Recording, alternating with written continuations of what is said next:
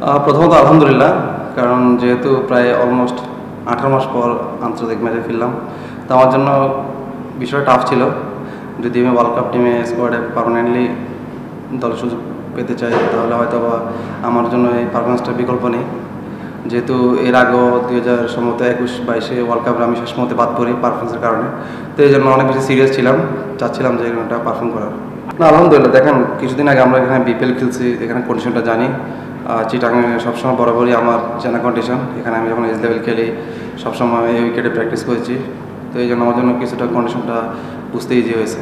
সত্যি বলতে আজকে অনেক নার্ভাস ছিলাম, যদি এর আগে কখনো ইন্টারন্যাশনাল ম্যাচ খেলেছে নার্ভাস ছিলাম না, যেহেতু আসলে আমার জন্য ভালো করাটা খুব গুরুত্বপূর্ণ ছিল, যেহেতু আর 1-2 ম্যাচ পরে ফিজ আসবে।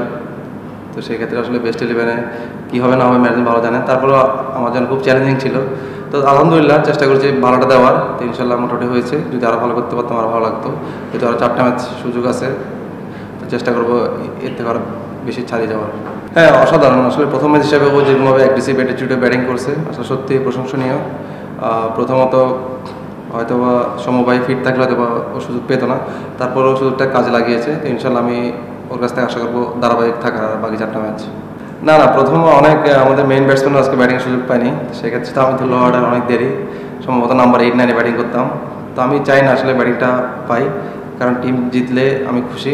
টিম জয়ের পিছনে যদি আমি কখনো কন্ট্রিবিউশন করতে পারি, যদি সুযোগ আসে, তো ওইটা চেষ্টা করব। তারপর তো প্র্যাকটিসে মনোযোগ আরও বাড়াবো, ব্যাটিংটা আরও কীভাবে ইমপ্রুভ করা যায়। ওয়ার্ল্ড কাপের মতো একটা জায়গায় সুযোগ আসবে, চেষ্টা করবো এখানে ভালো কন্ট্রিবিউশন করার ব্যাটিংয়ে। হ্যাঁ, প্রথমত আর্লি আমাদেরও ইনিংসে যদি দেখেন প্রথম 4-5 ওভার রান করা কিছুটা কষ্টকর ছিল। তো হয়তো বা জিম্বাবু ব্যাটসম্যানরা ওই জায়গায় কিছুটা ফল করছে, উইকেটটা অ্যাসিস্ট করতে একটু লেট করে ফেলছে। তো প্রথম 4-5 ওভার বলটা যেন একটু পুরান হবে, তখন ইজি টু ব্যাট।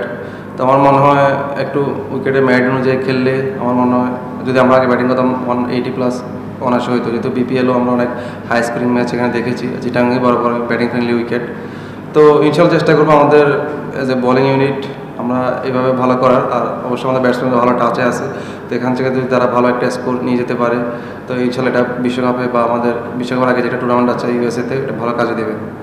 হ্যাঁ, প্রথমত আসলে অনেক ভালো টেকনিক্যাল বিষয় নিয়ে কিছু কথা বলে, তো জিনিসটা আমি আসলে কালকে প্র্যাকটিসের পর রিয়েলাইজ করছি যে আসলে আমরা অনেকেই হয়তো বা নেট প্র্যাকটিস মনে করছি, নেট প্র্যাকটিসের মতোই। আসলে নেট প্র্যাকটিসেও যে ম্যাচ প্রিপারেশন নিয়ে যাওয়া যায় সেটা হয়তো বা আমরা জানতাম, বাট একটু ক্যালকুলেটিভভাবে ও কালকে বুঝেছে যে জিনিসটা আমাদের কাজে আসবে ইনশাল্লাহ।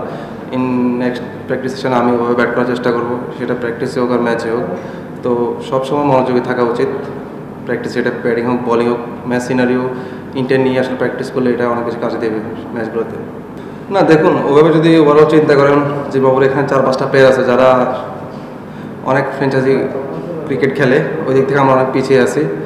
তো কিছুদিন আগে ওরা শ্রীলঙ্কাতে ওরা ভালো একটা সিরিজ শেষ করেছে টি20-তে, আপনারা সবাই দেখেছেন। তো আসলে টি20-তে আসলে কখনো হালকাভাবে নেওয়ার কিছু নেই। আপনি যদি কিছুদিন আগে দেখেন গত পরশু মাস সম্ভবত ওয়েস্ট ইন্ডিজ এই টিম হেরে গেছেন নেপালের সাথে। তো টি20 ক্রিকেটটা আসলে যেদিন ভালো যাবে তো সেই জিতবে। টি20 ক্রিকেটে খুব বেশি ভালো দল খারাপ দলের কম্পেয়ার করার সুযোগ নেই, কারণ প্রথম 6 ওভারে এগিয়ে থাকলে সেটা ব্যাটিং হোক বলিং হোক, জয়টা তাদের জন্য কিছুটা ইজি হয়ে যায়, যেটা আজকে আমরা করেছি। প্রথম 6 ওভার আমরা ভালো বোলিং করেছি, যার কারণে আমাদের জন্য ইজি হয়েছে, আমাদের ব্যাটসম্যানের জন্য টার্গেটটা ভালো একটা সেট করতে পেরেছি।